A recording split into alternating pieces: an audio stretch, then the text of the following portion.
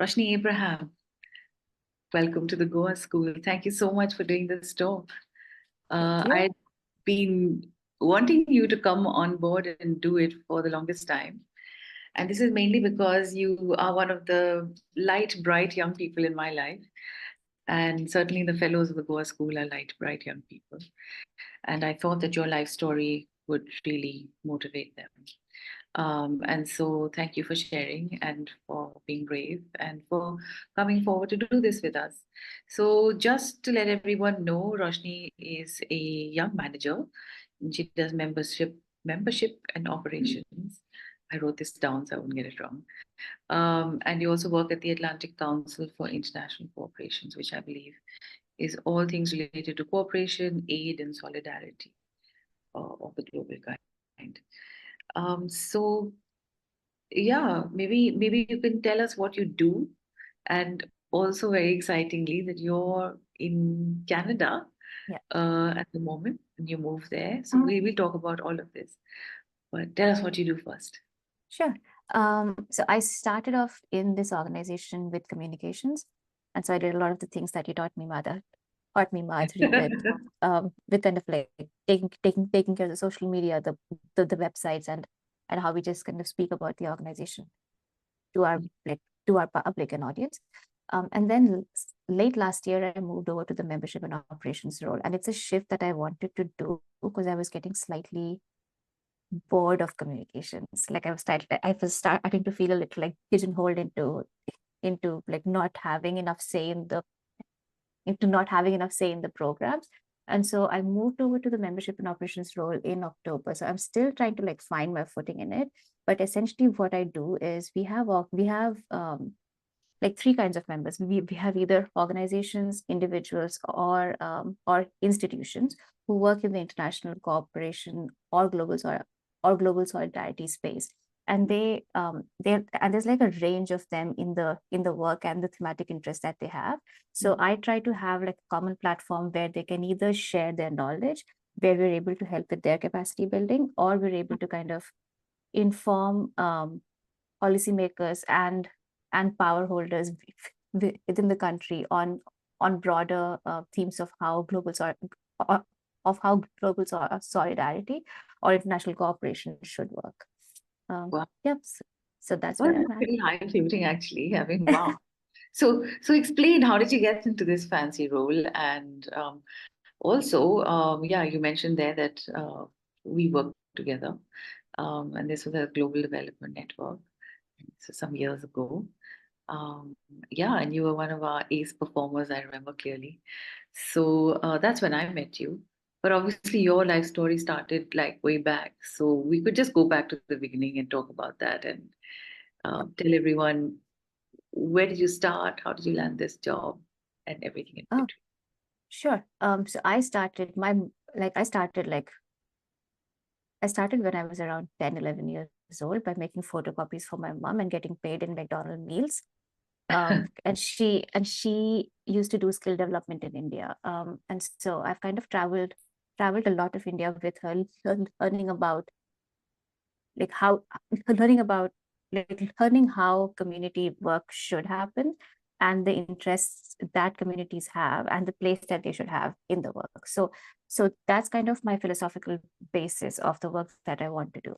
And I worked with her for a bit, like all through schooling. I did like part-time work and picking up things as they came. Then I moved on to studying film and television production in England.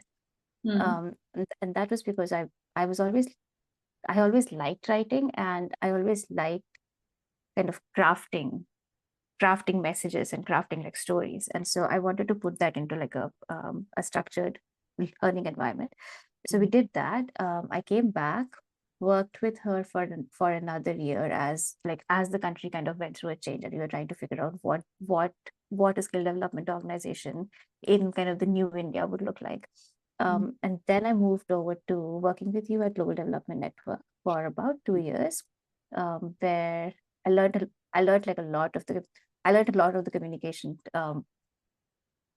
like framework, which I still apply to this day.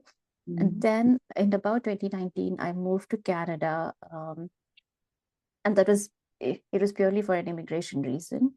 I found this job in 2020. I started off as a communications officer. And so kind of still applying, like still kind of using and applying the same skills that I had picked up all along. And then about a couple of years into the job, I started feeling like this is not what I want to do full time. And it's not something that I want to, it's not the only thing I want to do. And so essentially what I then kind of took the essentially what I did then is there was an internal opening in our organization, and I applied for it. I got that job, and I've moved my communication like work over to my freelance stuff. And that it just kind of gives me like the freedom to pick and choose the projects I want to do. And like just like do a little more innovative stuff like than the repetition of working within an organization in like a specific role for long. Yeah, it can get repetitive. I totally and I've done that sidestep myself Yeah. now. It took me years because as once you get hired into a comms role, then you get hired into another comms role and another one. So Yeah. or any specialization. That's what happens with specialization. Okay, so listen, I'm just gonna get straight to it because this is a lovely story, but of course it's an unusual one. And anyone listening in has gotten on by now to the fact that you have a small speech disability when you speak. I don't want to even call it that. I don't even know. Maybe perhaps you should. It's an impediment. It's an impediment. Thank you. Yeah. Yeah. So one has to also learn the way to refer to it. Um, but obviously, it's something that one would think that it might actually create a huge barrier for you in your working life, in your personal life, etc. And yet, you are someone who is very successful in most people's eyes. Yeah, you've done you've sort of somehow turned this into a superpower, right? Because you've done the whole studying abroad business. I mean, how do you manage that? You got the jobs that you wanted, you got the roles that you wanted, as you just described. You moved countries. You found love, as it were. So how? I mean, can you tell us more about this? Because we do have a lot of fellows who come to us with variously difficult backgrounds, Mm. and it's not the same impediment really that can get to us. But yeah, we'd like to learn about your impediment and really how you overcame it. Sure. I was kind of thinking about it in like after we had a discussion the other day. But first, I think I would like to say is that it's not something that I have overcome at all. I was having a panic attack like last week because I had to speak in front of 20 people, and so that's something that always comes back. The second thing that I've found myself do over the past so many years is kind of like is identifying that if I stay within like the stuff I already know how to do, I won't get far. And so it's always a little bit about kind of pushing that comfort zone, um, and taking space which is not usually awarded to you. And that's the other thing. Like the there is the internal aspect of how I've handled it. There is like there is like the social aspect of how I've handled it. And so I've been lucky, like in terms of the social aspect of it, I've been lucky to have people who have like mentored me, who are invested in my growth. And that gives you like a nice environment to go out and try things which you will not do. In terms of the personal, like the personal ways of the personal ways I've handled it, it's been a lot of up and downs. It's been a lot of like pepping myself up to go and do something and then like failing at it and crying about it and feeling bad and then doing it like all over again in 2 weeks. So there is like over time and I did not have that as a young person in moments where I'm still kind of in the clutches of stutter. I don't have it now either, but it's something that is like a muscle that you have to build, which is if something goes wrong, it's fine. You kind of like come back to it, and you're at a certain distance from the result of your action. And so if you have that, yeah, so if you have that, you're able to kind of step back and say, like, this is what needs to change, and be not as emotionally charged by something you would call a challenge. Right. Okay, that's interesting. So that's a really interesting way of looking at it. So you're saying you are handed this, it's like a challenge that you have, but you take a bit of a distance from it, and also you exercise it like a muscle, Yeah. right? These are the two things that I got, which I thought were really interesting. So, so it wasn't about just sitting there and saying, "Ah, you know, there's nothing I can do about this," or people who have this don't do so well. So, this is just what my life is going to be, etc., etc. So you dared to dream a bit more, right? Tell me something Yeah. about the mentors who showed you the path, as it were. Who were these people, and how early in life did you meet them? I met them fairly early. I'm like, because of and that's kind of the privilege I've had, is because of the circles my mother moved in, because of the circles that, like, that money afforded me, like getting me an education abroad, or taking up a job which kind of is more aligned to my values than a job I needed to do. I feel like those are kind of spaces which, because I chose, I was in touch with people um who would be invested in my growth, or who I would ask to be invested in my growth. And so it started like fairly young.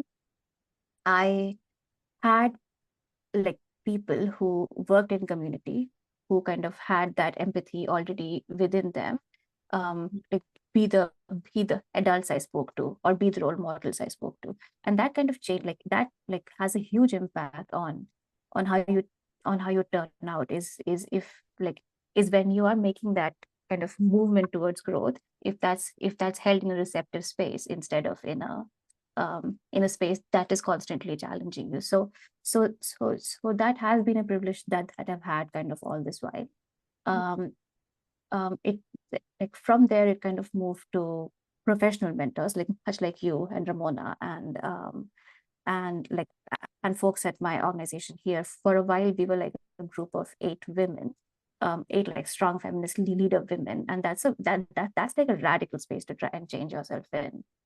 It's full of like radical kindness, love. It's full of like strength, with which you see, and then and you get to take a lot of it, and apply it to yourself. So the mentorship aspect has been like a constant privilege I've had Right. for like a decade now or more. Yeah. And would you say that being open about the challenges that you're facing has helped you in that sense? It held that space for you, the kindness Yeah, and strength.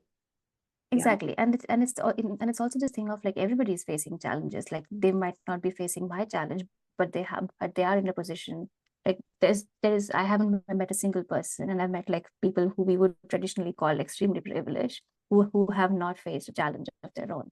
And people bond over challenges, and they want to help you over challenges. They don't really bond over, like, successes. Mhm. It's the in the trenches feeling which kind of like bring the people together, and push you up. So yeah, I would say, like, use that, like, absolutely use that in the world too. And also, like, it's also the balance between being like selfish in terms of what you want from people, and also being selfless in terms of, like, of what you can give. That balance, in like how I'm like, it's something that I've always tried to maintain, is the balance between the stuff I take from the world and the stuff I give back, and I would want it at a fairly at equal level. Wow, that is yeah, that's a pretty far, what is the word, mature thought. Yeah. So tell us tell us a little bit about family issues, tell us about challenges finding love, tell us about uh, sort of a little more personal things as well, because Sure. I think when it comes to winning, Yeah. or rather growing, or all of that, then there are many spaces in which you need to grow. And Yes. so tell us more about how you were able to grow in those spaces. Sure. So I'm an only daughter of a single mother, and so we've kind of faced our own personal personal challenges in my family of origin and the nuclear family I come from. And the thing that happens there is you kind of you learn from somebody who has like 25 years on you, in how they're moving in the world. And when you're given like love and kindness and growth and kind of growth as an environment, you take from it and you give it back. The thing that I would like want to specify, like the thing I would want to kind of speak more about here is I found love fairly young. So I'm still with like my high school boyfriend, and we've been together for about 13 years now. And so finding love was fairly easy for me. It's the keeping it for 13 years, which requires like effort. And I like we've had these discussions of like, what does love look like for us? Is it like unconditional support? Is it like a space you just come and relax, or does it kind of keep changing as we change, and as we require as we require different things from different aspects of our life? So that communication has been kind of very important for us to keep our relationship strong. It's also, the second thing is, we kind of very early on knew that when you get together with somebody when you're 17 years old, you're going to have like a decade of very like fast-paced different changes in your life. And so we both needed to be people who are receptive of, and kind of actors of other people's changes. So I might do something which my partner would not like. My expectation from my relationship is not for him to be okay with me doing whatever, but then either communicating with me, or like showing me why it is something he doesn't like, and what I could what I could be doing better. So yeah, I feel like that openness and the communication, it's a very like deeply planned and thought aspect of our relationship, and that's what makes it work. Okay, that's lovely. And so the challenge you're saying is to stay together, right? So tell me something more about how you see your future. Now, this is not only about your partner, but Yeah, about life, about your life in Canada, etc. Hang on, but before we go into how you see, sorry, I'll maybe I'll snip that, or maybe I'll just keep it. I did want to ask you about your challenges adapting to life in a new country. Um, sure. because in a um way, what you've done is you've moved into a different society, right? So yeah, it has a different set of challenges, different set of values, perhaps, or and for you to navigate that quite young and mostly on your own, I think would be valuable for others to hear about. sure. So I think the moving to a new country, um I'll give you a story, right? So when I first kind of moved to Canada, we went to like a few different places. And the condition my mother had was, I would speak to everybody, and I would leave my like research at home.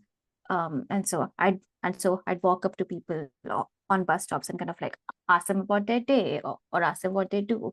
Um, and so that's kind of that's how I see moving into a new country is kind of being receptive to the the good aspects of that country, while also understanding um, understanding like the history and the social aspects which form that country. So when I moved to Canada, I moved in 2019.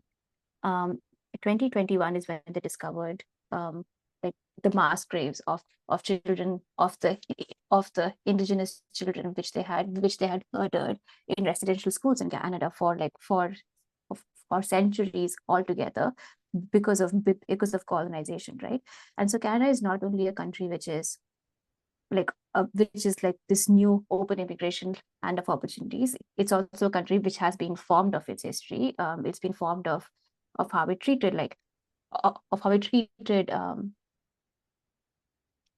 African enslaved people who were given who were given space in the country. So I think it's being very being very like trying to learn as many things as you can about the country and seeing where you fit in as immigrants. Like a thing that I've been kind of grappling with is immigration in itself is a fairly colonial concept. It is you bringing in people who you can pay less to keep like the wheels of colonization running. And so when you like work in the solidarity space, how do you do it with people who are on the other side of colonization? So I think it's that, like it's being very open to what the country is and not trying to like paint it a certain way, and also like learning more about the role that you with your you with your identity and your privilege can play in the country. That's right. And when it comes to actually working in that solidarity space, to acknowledge that, you're also from a background, or other, we all are from what we would call the global south, right? Yeah. And you can bring experience to that, um, in a way that that perhaps other more established families perhaps in Canada would find it difficult to traverse Yeah. that space. You can sort of help them do that together. I don't know, I find that all that very, very interesting. Now tell me, how do you manage to keep a work-life balance? Because from what we hear, Canada is very cold in the winter Yeah. and very sad and depressing. I'm from over here in this sunny part of the world. Yeah. It's what we wonder about. And also, I'm assuming you didn't have friends right away, even though you were talking to people at bus stops. No. So Yeah, how I did was an odd duck. Yeah, I built friends slowly. Like but that's also it's just a me thing. I don't think it's a Canada thing. I think I generally build like a close circle, and I place quality over quantity in friends. And so like I all my life I've built friends slowly and I've kept them kind of throughout. So I don't need more than like two or three friends in to feel included. The good thing about like where I lucked out in terms of the work-life balance is I start my work at 8, I finish my work at 4. I started working in COVID. And so this was a time where organizations went, you know what, work from home works. And so I go into my office once every 3 weeks or so, and we meet friends there. Like I meet my work friends there. We are connected over like a laptop in my room, in my house, which is like 10 minutes from a park I can go and walk in. And so I get to like shut work at the end of the day and have my life. And that's pure luck. I think my life would have been like vastly different if I had come to Canada a few years back, and been somebody who had to like go into work. um but yeah, and you it managed also to. makes it harder to, yeah, within like the whole like work from home, it also makes it harder to actually connect with people. I But was going to say, yeah, but you happen to be one of those who doesn't need too many people. No, but you yeah, managed to keep this work from home thing going after COVID as well, right? yeah. And that's an organizational decision. It's because, and that's the thing about feminist leadership is, right, like that you that they that it like that it takes into account the holistic person you need to be, and not just the worker that you have to be. So um Absolutely. yep. Yeah, yeah. I can remember. I can remember having to fingerprint myself in and out of work. Yep. Yeah, had people with all sorts of points of view, but obviously the one that promotes a work-life balance and allows you the space to think about how far you've come, where you want to go, who's in your life, who you're walking with, as it were. Yeah, I mean, that is so important, to be able to give your best for anything. Okay, Yeah. so now it's the future. Mhm. Have you thought about what your future might look like? And since you're one of those people who likes to craft things, Yeah. uh, do you go about crafting a future? Do you tell yourself, I want this, or I don't want this? And do you like make very certain plans? I feel like I was somebody who would make certain plans up until now, but I'm kind of in this nice groove right now where I like my work. I like my life. The one thing I do not like is I started like my entire basis of being in communications was because I wanted to write. And I haven't written like good concrete stuff for like through my life changes, right? So that's like the thing I want to keep as my North Star in terms of my future is to invest more in writing. um the the life I've had up until now of like pushing myself into places and like occupying spaces which were not for me, it's kind of gives you this innate confidence of you will make it in life. And so I the like gradually what I want to do is move towards like writing as my passion, um, still being informed with like still being informed by the philosophical values I hold in life of community and solidarity, and like armed with the confidence of I'll make it. So I don't really have a concrete like plan as of now. I know generally what I want to do in life, and that looks like slightly different than what I'm currently doing. All right. So that's good for youngsters to hear. One of the things we do is encourage youngsters through this, the fellowship program is to make future plans and also to say so that you don't always have to live with what you're dealt with. You can work to overcome it, or you can just choose to leave things behind and go in a different direction. You can choose, for example, the people you call family. You can Yeah, choose your friends. You can choose the sort of qualities you might have or want to develop within yourself, and those kinds of things. So yeah, it's been so refreshing, so amazing to talk to you because you've been able to walk us through all those bits, from your life where you just, you've just like you're like that little fish that just keeps swimming, right? And you just get ahead, and that's amazing. And I mean, I don't know if I know. I mean, I don't know if I even knew those things when I was younger. You know, I sort of was in a comfort zone, and then I got kicked out of it, and then I was like, well, I don't like this place, and I would sort of sit and yeah. I mean, I've been known, for example, to actually literally sit and be a crybaby and say, I don't want this. yeah, But no, but not actually have a plan or say, look, you're in charge of your own destiny. I mean, that came much later, and you know, it came with people actually telling me stop, wallowing in my yeah, own self-pity. So, so yeah, I mean, sometimes you need a kick in your backside, and sometimes you need a good mentor, a really good mentor. yeah. So hopefully, this is what we're trying to do at the Goa school. So yeah, it's been amazing to listen to you, Roshni. I think you've been really, really inspiring. And I hope that if you have a few minutes sometime, you might want to take questions from people after they listen to this talk, etc. And I don't want to overwhelm you. So we'll either organize a chat with you later on, or maybe you can come in and do a live with us. Absolutely, I love Yeah, that. Yeah. yeah, The and one we thing, the thing I would like, the things someone recently told me about mentors is like have somebody who's older than you and have someone who's younger than you, and they'll both teach you something. exactly. Yeah, I've always learned something from you. That's absolutely 100% true. So there we are. So that's lovely, Roshni. All the very Thank best you to so you, much, Madhuri.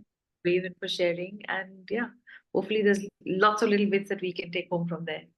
So thanks a million. Bye. Bye.